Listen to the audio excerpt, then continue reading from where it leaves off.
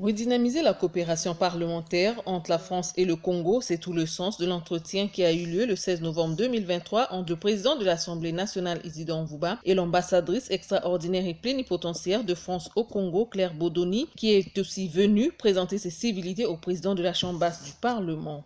Cet entretien est un entretien de courtoisie. Les civilités restent quelque chose d'extrêmement important entre amis. Mais au-delà, nous avons très longuement abordé beaucoup de sujets. Le premier sujet, c'est la coopération parlementaire, la coopération entre l'Assemblée nationale de la République du Congo et la coopération entre l'Assemblée nationale de la République française. Il y a eu des échanges, il y a eu des visites. Nous sommes convenus de transmettre à l'Assemblée nationale de la République française un certain nombre de points dans un mémo de nature à revitaliser cette coopération entre nos deux assemblées nationales qui ont des rôles, évidemment, vous le savez, particulièrement importants. Donc ça, c'était la première des choses.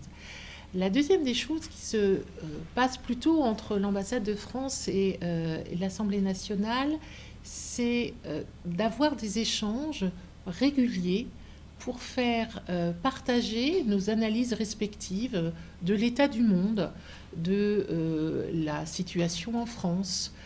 Quand nous avons des relations d'amitié aussi profondes qu'entre la République française et la République du Congo, et au cœur de ces dossiers, deux points majeurs dans nos relations. Le premier point, c'est le mémoriel. C'est un sujet qui a été abordé entre nos présidents, son Excellence M. Denis Sassou Nguesso et son Excellence M. Emmanuel Macron. Évidemment, le mémoriel qui fonde une histoire commune, qui n'a pas toujours été une histoire simple.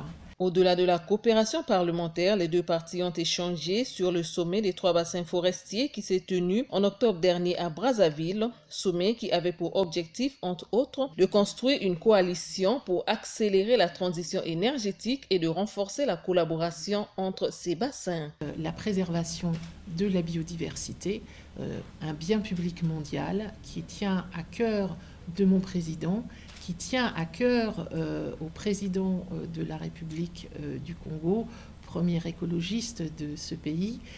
Et c'est donc des sujets sur lesquels nous allons nous retrouver et débattre ensemble de la suite à apporter au sommet des 3 bassins. Rappelons que la diplomate française a pris ses fonctions au Congo en septembre dernier.